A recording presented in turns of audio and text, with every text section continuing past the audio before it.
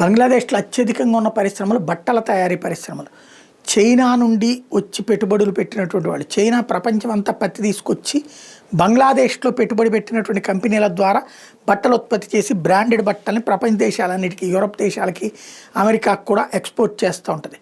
₹10 ఖర్చు, ₹70 ఆదాయం, ₹20 లంచాల కిందన సరిపోతుంటుంది. ఇప్పుడు ఇందులో రూటు మార్చి భారత్లో ఏర్పాటు చేసుకొస్తున్నారు. ఎందుకంటే ఈ మధ్యన బంగ్లాదేశ్ని నమ్మే పరిస్థితి లేదు, సప్లై చేయలేకపోతున్నాయి సదర్ కంపెనీలు.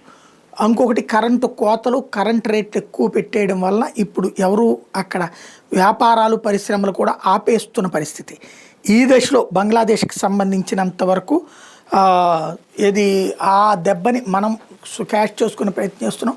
మొన్న నరేంద్ర మోడీ వచ్చి వర్చువల్గా ఇనాగ్రేట్ చేసింది వరంగల్లో పెట్టబోయేటటువంటి బట్టల పరిశ్రమ.